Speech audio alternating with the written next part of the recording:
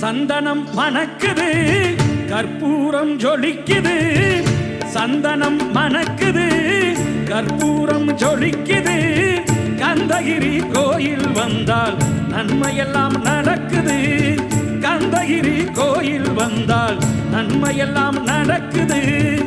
சந்தனம் மணக்குது கற்பூரம் ஜொலிக்குது